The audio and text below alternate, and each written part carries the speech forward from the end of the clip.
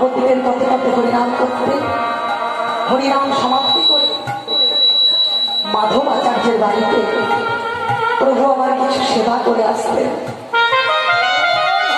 প্রভু আমার বড়লোকের বাড়িতে যাই হতো যে দিনহীন কাঙাল ভিখারি, পথের ভিখারি, প্রভু আমার তার বাড়িতে মাধব আমার গৌর হরি কে যে বেশি ভজনা করবে, আমার গৌর হরির কাজ হচ্ছে এক হচ্ছে যেই ভক্ত প্রকৃত ভক্ত কিনা তাকে যাচাই করার জন্য কি করে জানেন না, তাকে পথের ভিক্ষা দিতে হবে। এটা আমার করুণাময়ের প্রথম কাজ। আর দ্বিতীয় কাজ কি জানে, তাতেও যদি কেউ না হয় আমার করুণাময় তাকে পথের কাঙাল করে দেয়। তাই প্রভু আমার সেই মাধব আচার্যের বাড়িতে সেবা করতে। মাধব আচার্য সে তার বাড়িতে প্রভু আজকে সেবা করবে, বাড়িতে সেবার সামগ্রী নেই। স্ত্রীকে বলছে, ওগো আজ যে গৌর হরি আমাদের বাড়িতে আসবে, কি দিয়ে আমার গৌর হরিকে সেবা দেবো বলো। বলছি স্বামী, সত্যবতী বলছে স্বামী, স্বামী বলে স্বামী কি দিয়ে সেবা দেবো তুমি বলো।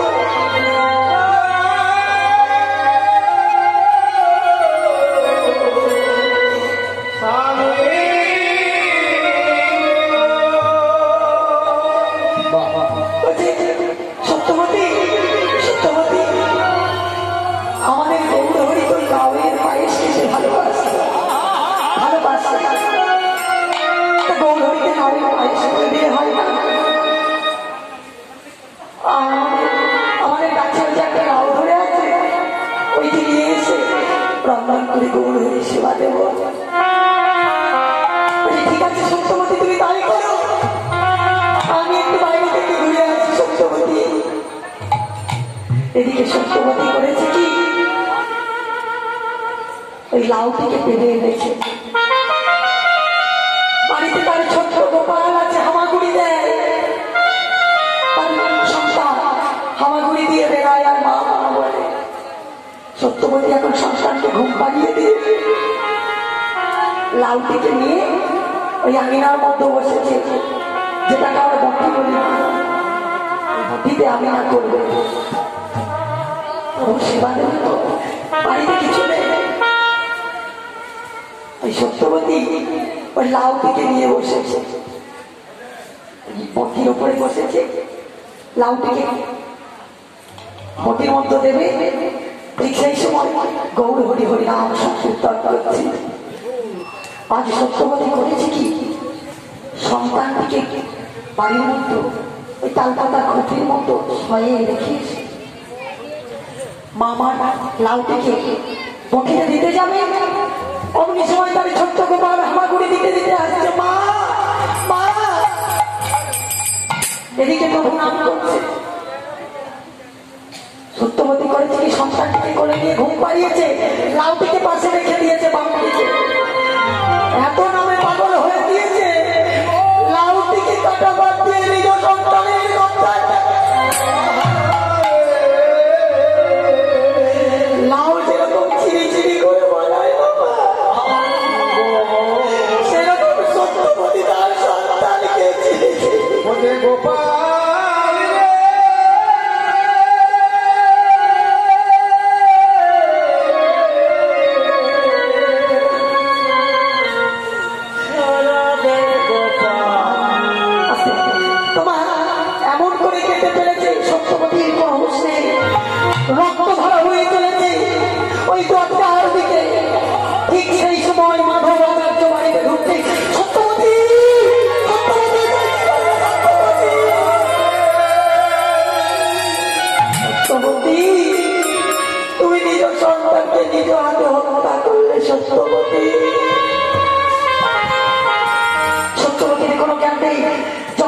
এসে আচার্য ঠাকুর তার স্ত্রীর গায়ে হাত দিয়ে সত্যবতী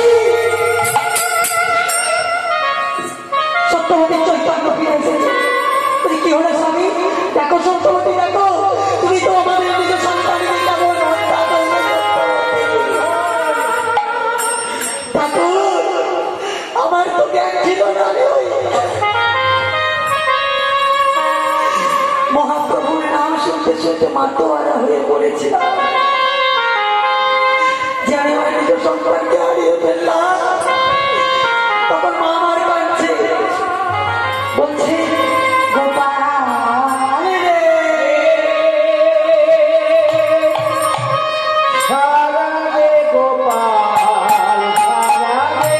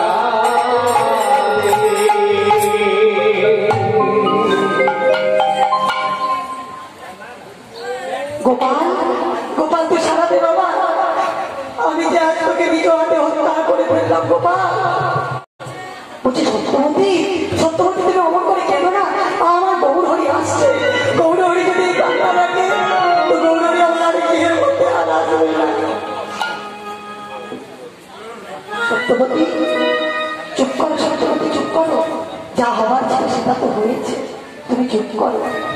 ঠিক আছে ঠিক আছে আচার্য ঠাকুর, আমি চুপ করছি।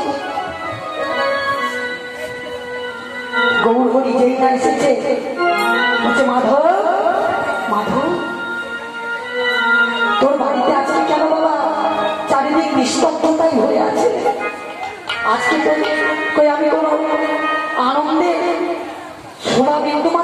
পাচ্ছি না।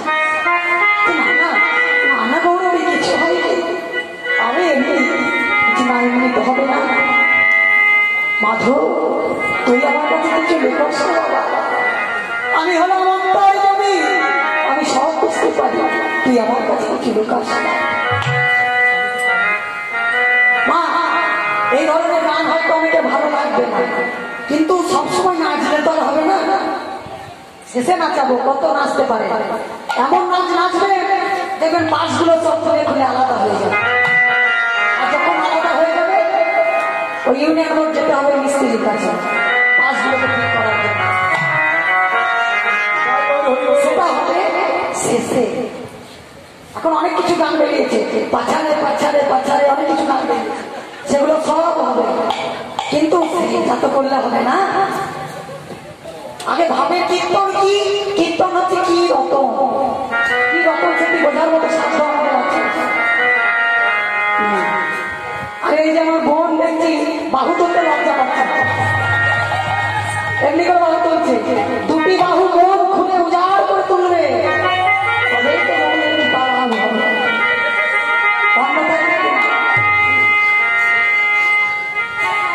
তাই মা মাধব আচার্য গৌরবকে বুঝতে দিলেন না।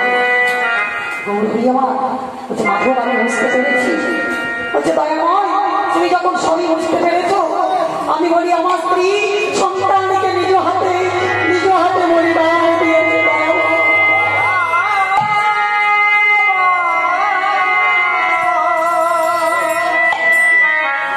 মাধব, মাধব এ কি করেছে, সত্যবতী এ কি করেছে আমার সেবার জন্য, এই যে সন্তানকে নিজ হাতে দিয়েছে।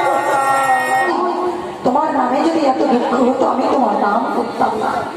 ওকে ঠিক আছে সত্যবতী, এই নাম যে করেছে সে তো আজ পর্যন্ত কোনো বিফলে যায়নি।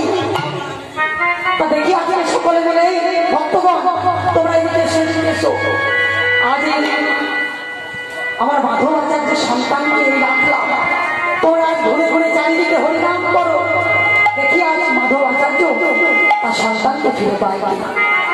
যেই হরিনাম শুরু করেছে মাধব আচার্যের সন্তান আপনার আপনি দাঁড়িয়ে প্রাণ ফিরে পেয়েছে, সেও হরিধ্বনি দিতে শুরু করেছে। যেই না হরিধ্বনি দিতে শুরু করেছে, দয়াময় বলছে, মাধব তোমার সন্তানকে এই নামও তুমি ফিরে পেয়েছো, এই নামের কত মহিমা জানো মাধব? দয়াময় তুমি যখন কৃপা করে আমার সন্তানকে প্রাণ ভিক্ষা দিলে, তখন আজ থেকে আমার সন্তানের নাম হবে কৃপাচার্য।